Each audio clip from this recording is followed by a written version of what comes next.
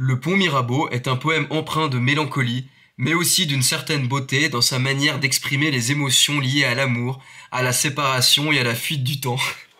Ouais, d'accord. Donc il y a pas mal d'eau qui va couler sous pas mal de ponts avant que cette pauvre machine prenne ma chaîne en charge. Nous à la veille d'un grand remplacement. C'est une alerte mondiale. ChatGPT qui pourrait, d'après ce que eux disent, dépasser quelque part l'humanité. L'IA inquiète. You're a little bit scared. A little bit. It's a threat to society. Bonjour ChatGPT. Qui rédige tout à ta place. L'intelligence artificielle sera en mesure d'anticiper, voire même de prédire vos besoins. Rédiger une dissertation ou une recette de cuisine. L'homme a découvert un secret qui le dépasse.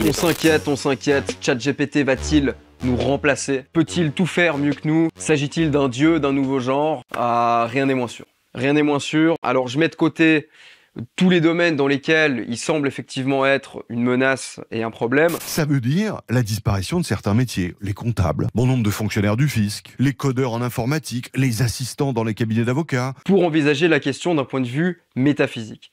Et de ce point de vue-là, et en raison de l'écart métaphysique infranchissable qui nous sépare fort heureusement de la machine, eh bien non, la machine ne va pas nous remplacer, et je dirais même qu'elle est bienvenue en ce qu'elle fait ressortir, par contraste, tout ce qui fait notre humanité, et en particulier notre capacité de comprendre qu'elle n'a pas et qu'elle n'aura jamais. Ce système apprend sans comprendre.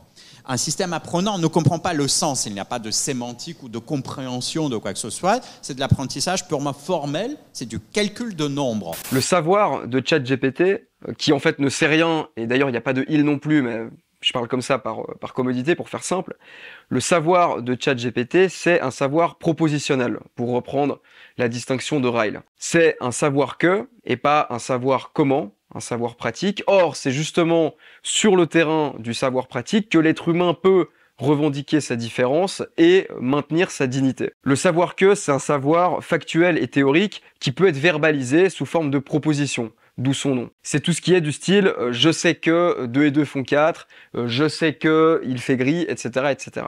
Ça, c'est le domaine de l'intelligence artificielle. La machine n'a absolument aucun instinct, aucune intuition, aucune réalité, donc elle manipule en fait des données livresques. Le savoir comment, c'est l'intelligence pratique qui s'actualise dans l'action et qui transcende le savoir théorique. En gros, c'est ce qu'on fait avec ce qu'on sait. Pour reprendre un petit peu les exemples de Ryle, vous pouvez savoir tout ce qu'il y a à savoir sur les échecs d'un point de vue théorique et être nul aux échecs, et vous pouvez être un très bon débatteur même si vous n'avez pas des connaissances accrues dans les domaines de la rhétorique ou de la logique. En fait, c'est l'idée contenue dans la fameuse phrase de Montaigne « Mieux vaut une tête bien faite qu'une tête bien pleine ». Ce qui ne veut pas dire qu'il vaut mieux être beau qu'intelligent, mais qu'il vaut mieux un esprit qui fonctionne bien qu'un esprit bourré de connaissances mais parfaitement stupide. Ce savoir comment, qui est pour Ryle l'intelligence authentique, il est difficile à caractériser et à théoriser parce qu'il relève plutôt d'une espèce d'intuition ou de capacité, et on touche là au point central de ce que permet ChatGPT, à savoir une réhabilitation de l'esprit, de tout ce qui est inexplicable, de tout ce qui échappe à une saisie scientifique, de tout ce qu'on peut ni calculer ni mesurer. Par tout ce qu'il est incapable de faire, ChatGPT met en évidence des capacités et des modalités de rapport au monde qui sont centrales dans nos vies et sans lesquelles nos vies seraient probablement dénuées de sens. Le sens de tout ce que je fais, de tout ce que je dis, de tout ce que je désire, souhaite, espère, redoute, craint, etc., repose sur un certain écart, et cet écart, c'est justement celui qu'il y a entre la matière et l'esprit, du moins tel qu'on en fait l'expérience à la première personne. Imagine par exemple que tu saches plein de choses sur les couleurs, parce que tu es un scientifique qui étudie les couleurs et tu as lu tous les livres qui parlent de couleurs, mais tu n'as jamais vu une seule couleur de toute ta vie. Eh bien le jour où tu vois une rose pour la première fois, tu apprendras quelque chose de plus sur la couleur. Tu apprendras ce que ça fait de voir du rouge. Cette distance qui rend le cœur de la vie incalculable suscite naturellement un désir de comprendre, et on peut considérer avec le philosophe Jean Grondin que l'être humain est fondamentalement un être de compréhension qui cherche constamment à comprendre le sens des choses, et il note dans un livre qui s'appelle justement Le sens des choses que la compréhension sert souvent à désigner un type de savoir qui n'est pas objectivable mais qui est peut-être plus fondamental. C'est tout ce qui relève de l'entente, de l'intuition, de l'empathie, du sens des situations, etc. Et la compréhension, dans ce sens-là, elle renvoie en fait au sens premier de termes grecs et latins qui ont servi ensuite à désigner le savoir. Noein, en grec, ça voulait d'abord dire justement pressentir, sentir, subodorer. Pareil pour sapere en latin, qui avant de désigner le savoir, désignait la capacité de sentir. Noein exprimait même de façon plus spécifique une saisie des choses qui s'apparente à la vision. Et donc dans cette perspective, penser, c'était reconnaître les choses comme étant ceci ou cela. On a d'ailleurs un reste de cette idée aujourd'hui toutes les fois qu'on utilise le verbe voir pour dire qu'on comprend. Toutes les fois qu'on dit des choses du type « je vois ce que tu veux dire ». Donc à l'origine, voir et penser, c'était la même chose, et la connaissance, c'était un sens simplement plus profond que les autres. Il y a intelligence à chaque fois que l'on discerne ou que l'on voit dans ce qui est autre chose qui transparaît et qui correspond au sens et à l'essence des choses. L'intelligence ressortit ainsi à un jugement subtil porté sur l'être véritable des choses qui scrute avec un certain flair ce qui se présente afin de découvrir ce qui se cache sous les apparences. De là vient sans doute l'association de l'intelligence et de l'espionnage dans la CIA en anglais. Elle est un flairé, un reniflé, voire un ruminé. Le choix de ces verbes-là, à la fin, il n'est évidemment pas dû au hasard et il souligne le caractère physiologique de la compréhension. Et cette dimension sensible rappelle à quel point la compréhension, elle est ancrée en nous, dans notre corps, dans notre capacité de sentir, d'être affecté, dans notre appartenance au monde, toute chose parfaitement étrangère à l'intelligence artificielle. Le corps est tout aussi important à la constitution de l'intelligence. C'est parce que nous avons un corps et des phénomènes d'homéostasie que nous pouvons avoir des finalités, que nous pouvons donner du sens, etc. Et ça, une IA ne l'aura jamais. Le savoir pratique, l'intelligence concrète, c'est vraiment quelque chose qui met en œuvre nos perceptions, nos émotions et notre inscription dans un contexte d'expérience. Comme l'écrit Guy Degnaud, la compréhension réside dans l'articulation de la situation dans laquelle nous sommes impliqués. Elle dit la façon dont nous nous rapportons au monde et la façon dont le monde se manifeste à nous. C'est pourquoi la compréhension n'est pas réductible à un savoir rationnel. Et ça, c'est quelque chose qu'on oublie parce qu'on a la plupart du temps un rapport désincarné à la connaissance, et ce depuis bien avant ChatGPT, déjà avec Google, Wikipédia, Internet, même le savoir livresque, il a ce défaut d'être désincarné, et c'est pour ça que Rousseau, par exemple, dans l'Émile, il réserve à son élève une étape qui consiste à voyager pour former son jugement, pour mettre ses sens à l'épreuve et pour enrichir le savoir qu'il aura acquis dans les livres par un contact direct avec le monde. C'était aussi plus ou moins l'idée de Descartes dans le discours de la méthode. Autrement dit, avant d'être discursive, l'intelligence est intuitive, et pour pénétrer le sens des choses, pour vraiment comprendre, il faut d'abord laisser les choses parler en nous, comme le suggère assez joliment Ramu. Nous avons commencé, nous autres écoliers, par ne pas trouver la vie dans les livres, qui était tout ce dont nous disposions. Et quand, plus tard, les livres se sont mis à vivre pour nous, c'est cette autre vie, la vie des choses, qui nous a quittés. C'était notre tour d'être les poètes et d'aller aux choses toutes nues, mais nous ne les percevions même plus, ou nous ne les percevions qu'enveloppés de leur poésie, et une poésie toute faite, celle des pages imprimées. Je crois aussi que l'enseignement par le corps est un enseignement fondamental. C'est-à-dire qu'il m'est arrivé souvent d'avoir des entraîneurs ou des professeurs de gymnastique qui me disent « tu ne sais pas vraiment très bien plonger, et comment tu vas t'y prendre ?» Oh mais c'est très simple, disait-il, quand tu t'endors le soir, dans ton lit, tu penses que tu plonges, tu penses que tu plonges, tu penses que tu plonges. Et le lendemain, tu plongeras. Comme s'il y avait une sorte de digestion par le corps de la geste du corps, du geste que l'on doit faire.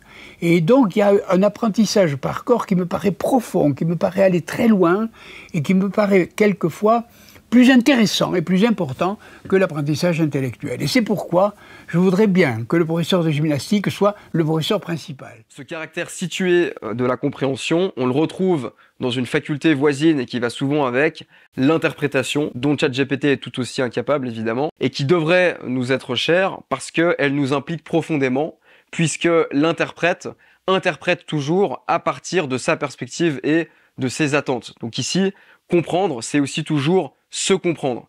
L'interprétation d'un texte ou d'une situation, elle dit toujours quelque chose de soi parce que la compréhension part toujours d'une précompréhension et d'un intérêt fondé dans la vie de celui qui questionne. Et une finalité de l'interprétation et de la compréhension, c'est la critique, c'est-à-dire le tri, c'est-à-dire le jugement.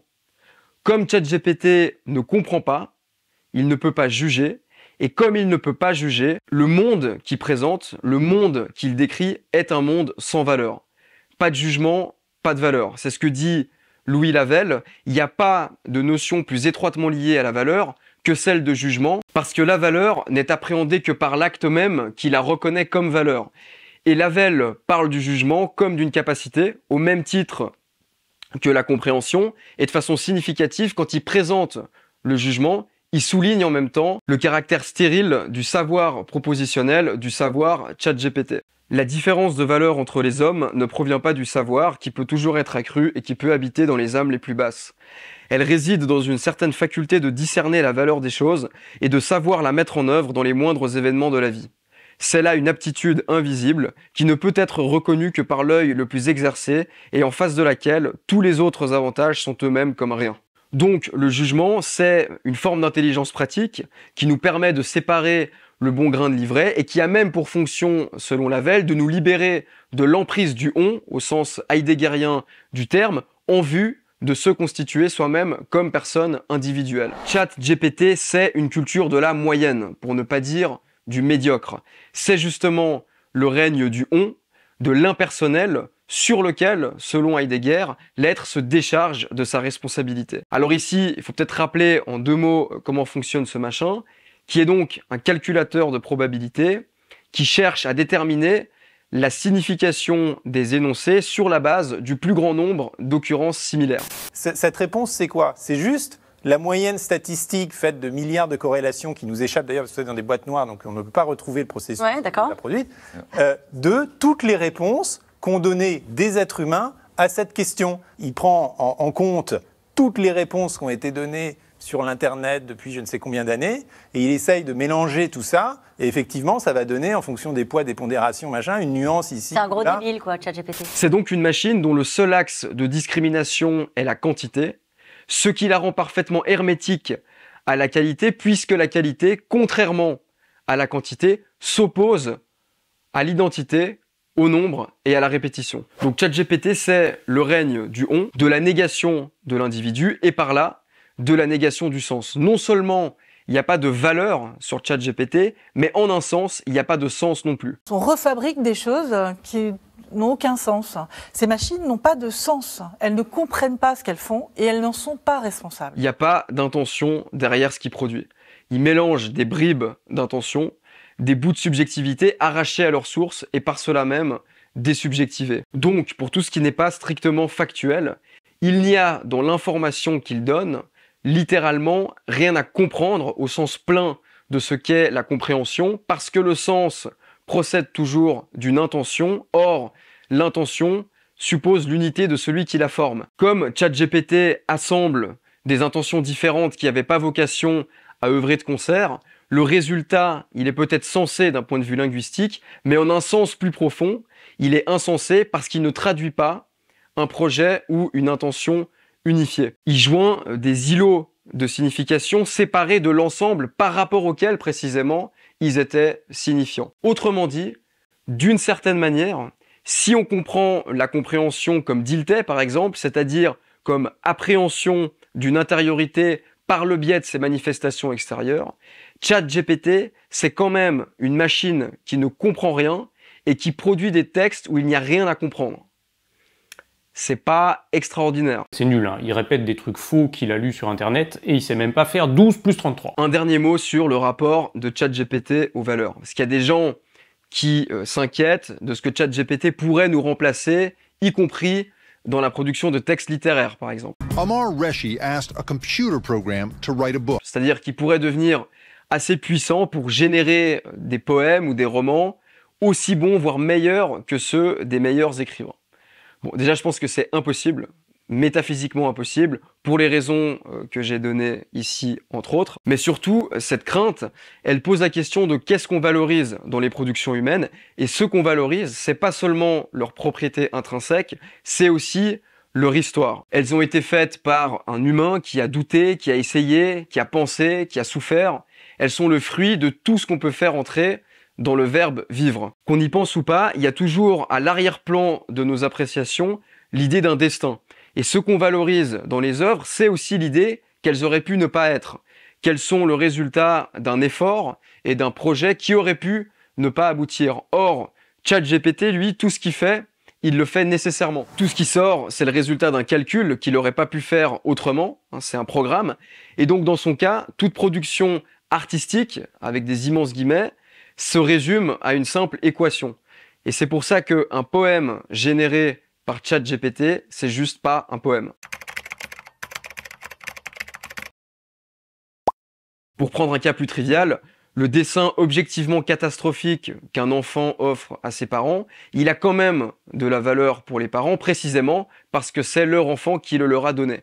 Donc tout ça pour dire que la valeur des œuvres se résume pas à leur propriété intrinsèque, et même un texte intrinsèquement génial produit par ChatGPT, encore une fois je pense que c'est pas possible, mais imaginons, mettons, même un texte intrinsèquement génial produit sur ChatGPT serait quand même condamné à être triste par le fait même qu'il serait simplement le produit hasardeux d'un calcul inhumain. ChatGPT, c'est donc une invitation à faire ce qu'il ne sait pas faire et à valoriser les compétences qu'on a en propre. Donc plutôt que de lui demander son aveugle expertise, tâchez de comprendre, osez savoir, comme disait l'autre, mais humainement. Si vous voulez un exemple de toute la beauté qu'il peut y avoir dans le geste d'interpréter et de comprendre, lisez le commentaire que fait Jean Starobinski d'une scène des Confessions de Rousseau, et vous allez voir que chercher le sens, le déplier, le déployer dans un langage qui lui donne vie, c'est faire l'exercice de tout ce qu'il y a de plus spécial chez l'homme et de plus absent chez ChatGPT, dont la vertu principale, finalement,